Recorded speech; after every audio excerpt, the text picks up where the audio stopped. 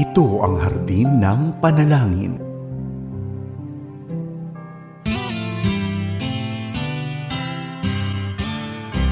May harding mapananalanginan, doon si Jesus naghihintay. O kay inam ng panalangin ang hardin, doon kay gandang manalangin. Tayong natutulog sa luklukan ng Diyos sa hardin ng pananalangin. Happy Saturday, kaagapay! Salamat sa Panginoon at Sabado na naman. Maglaan po tayo ng pagkakataon para manalangin bago tayo tuluyang dumako sa ating weekend.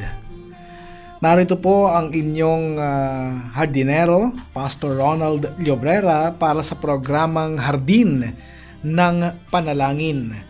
Mula dito sa One Corporate Center, Ortigas, Pasig. Ako ang inyong makakasama tuwing araw ng Biyernes hanggang Linggo sa ating Hardin ng Panalangin dito sa 702 DZAS FEBC Radio TV, Agapay ng Sambayanan. Napapakinggan rin po tayo sa channel 185 ng Signal Cable sa pakikipagtulungan ng GCTV.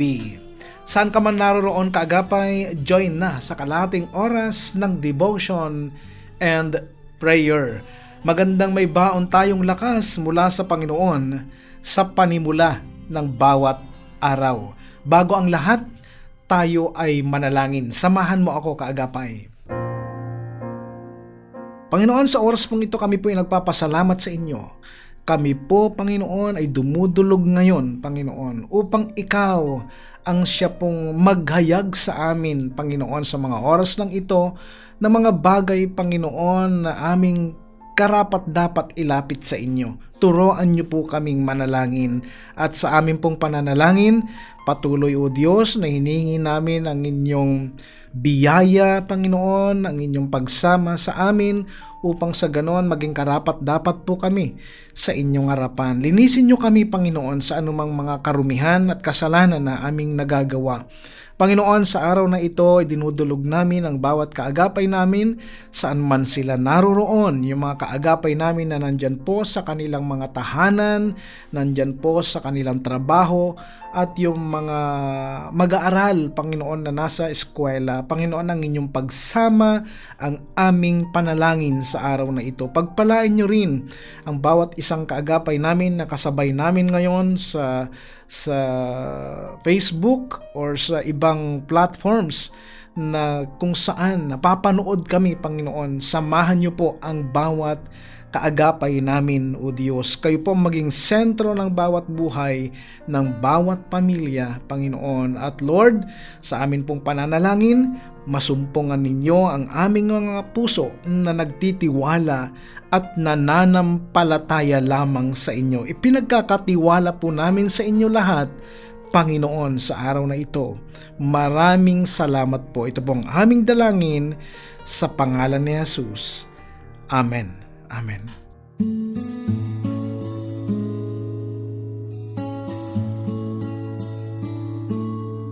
Nagbabalik po ang Hardin ng Panalangin.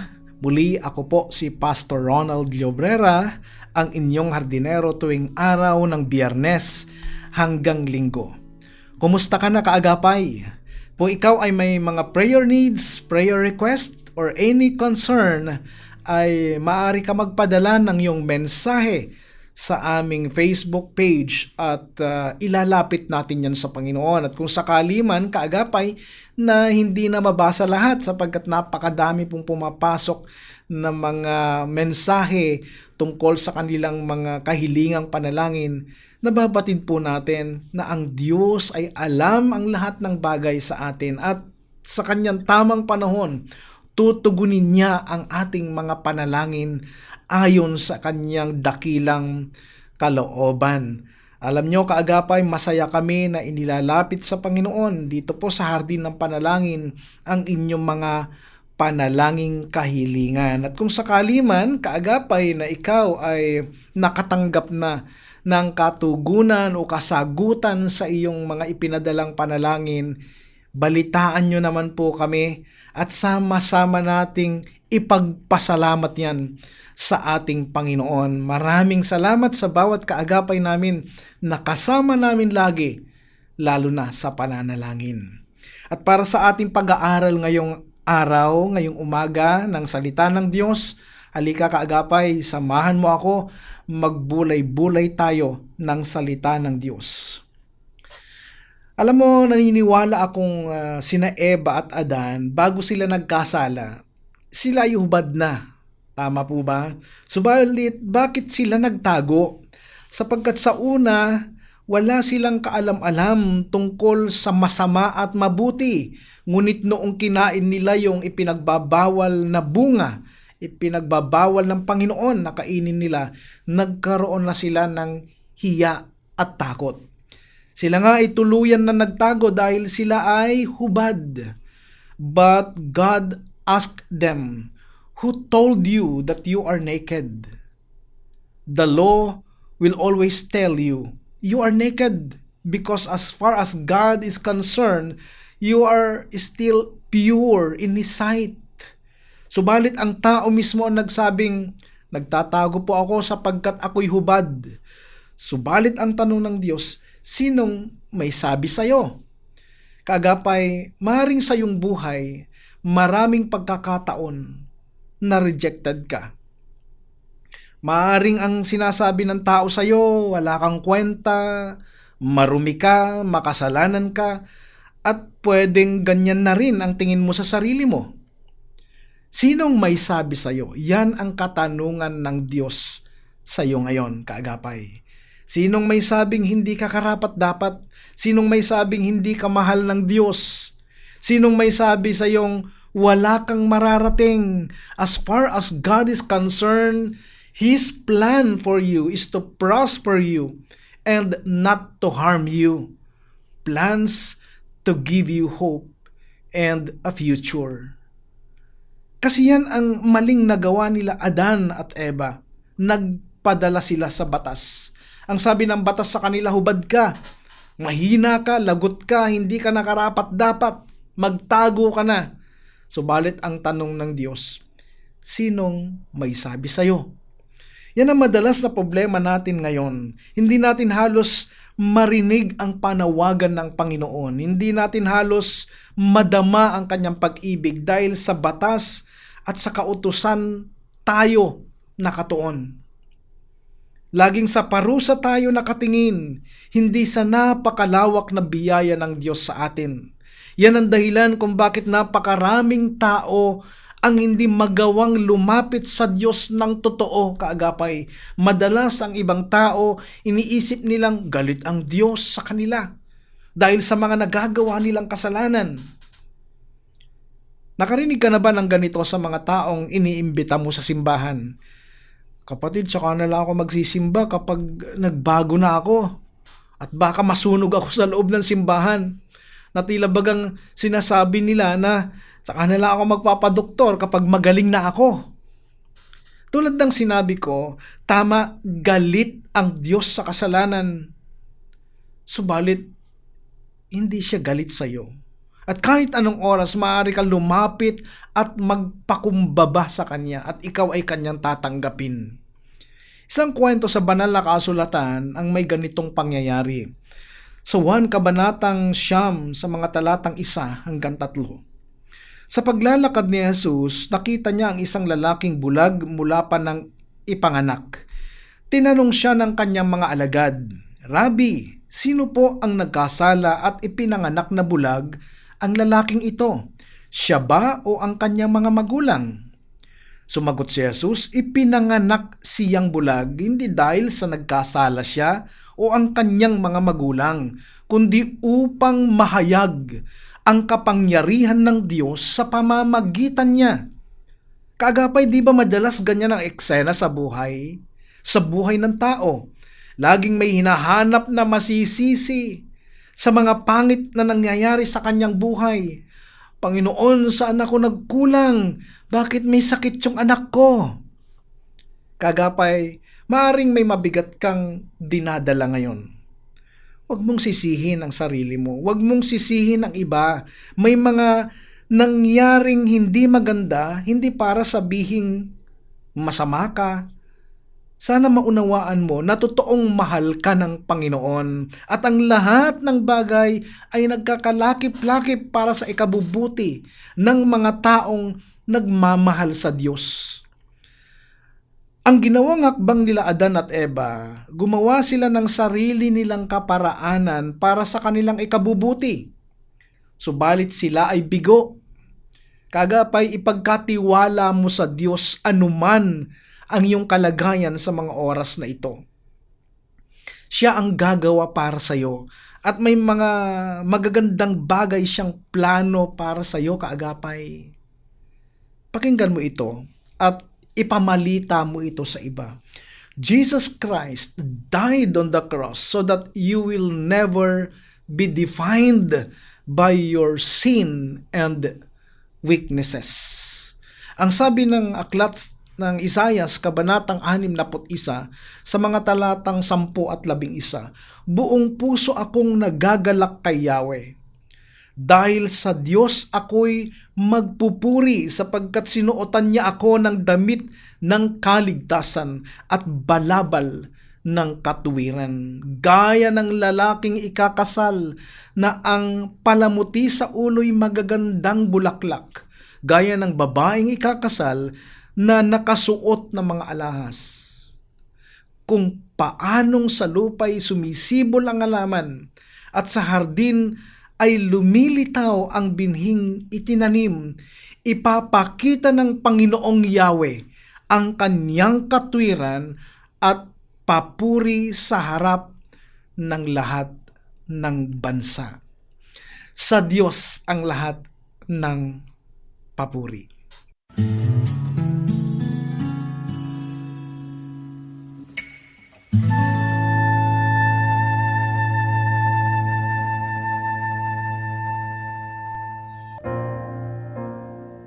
Sa sandaling ito, kaagapay, simulan naman natin ang pagdulog sa Diyos doon sa mga panalangin kahilingan ng ating mga kaagapay, yung mga ipinapadala ng bawat isang kaagapay natin na mga panalangin. Samahan mo ako, kaagapay, sa pagdulog sa ating Panginoon sa oras pong ito.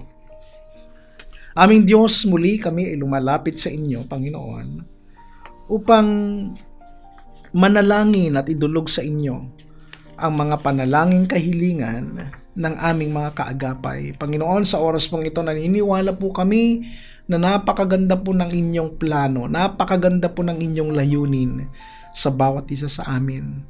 At alam namin na walang mahirap, walang imposible sa inyo, Panginoon. O Diyos, inilalapit ko po ngayon ang aking kapatid na si Marvin Dizon, Panginoon.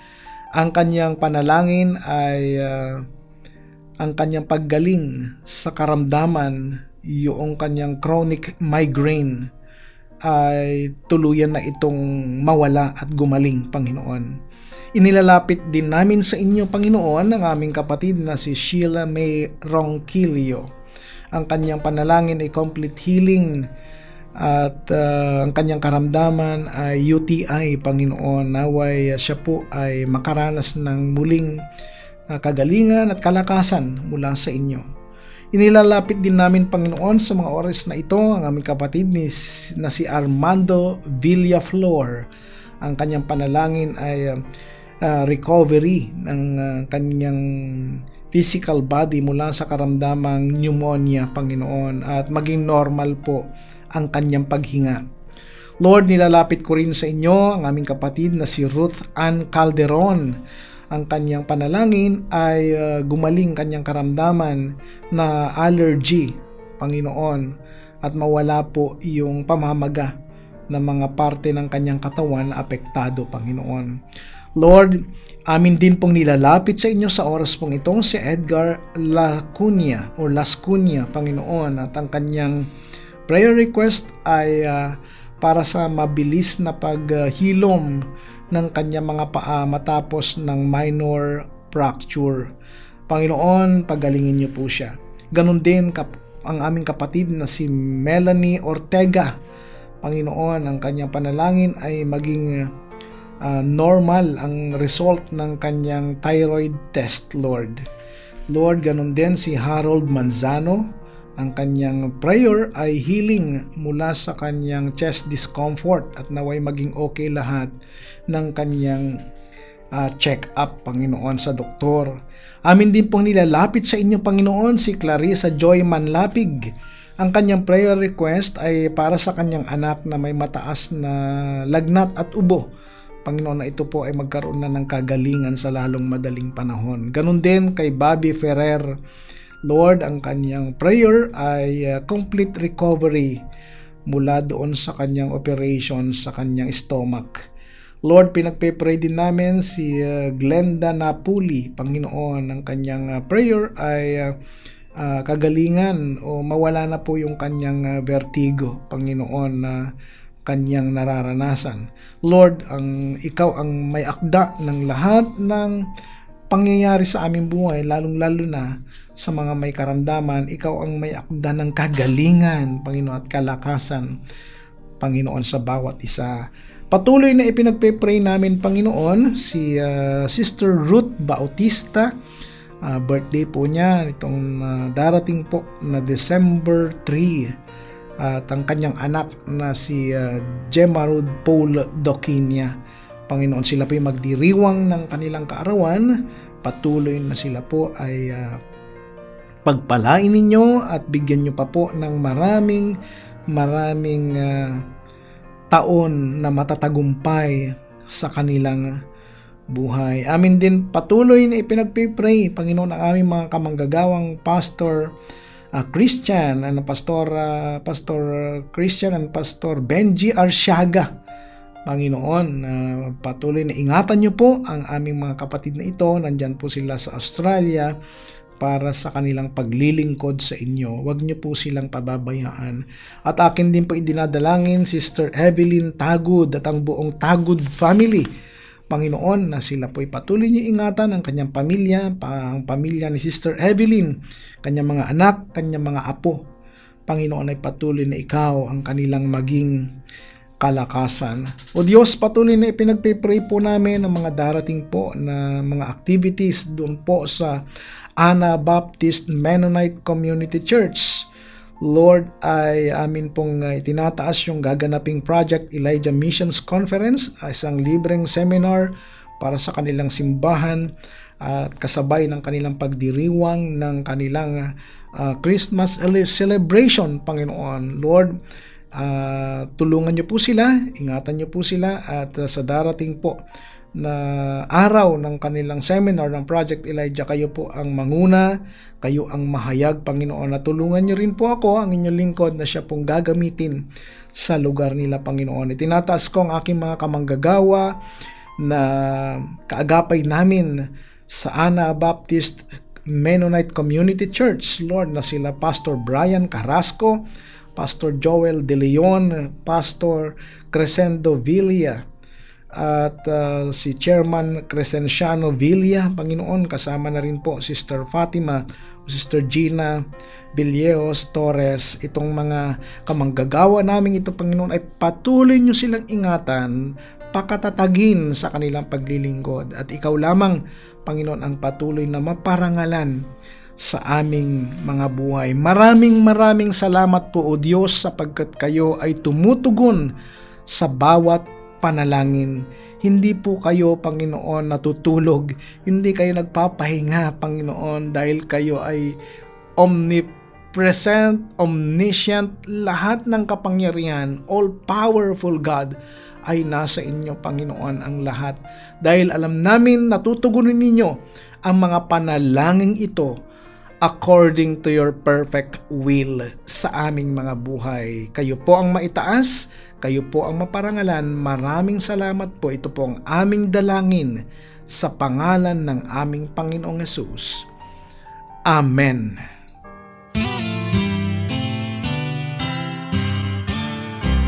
May harding mapanamig. Mga kaagapay, magkarinigang muli tayo sa susunod na mga araw mula Biyernes hanggang Linggo sa radyo, online at dito sa Channel 185 ng Signal. Ito'y sa pakikipagtulungan ng GCTV. Para sa programang Hardin ng Panalangin, ako po ang inyong lingkod, Pastor Ronald Llobrera, na lagi nagpapaalalang ang Kristiyanong namumuhay ng tapat ay sapat sa lahat ng bagay. Magtapat tayo sa Diyos at ang Diyos ay hindi magkukulang. Pagpalain ka ng Panginoong Hesus. Sa banal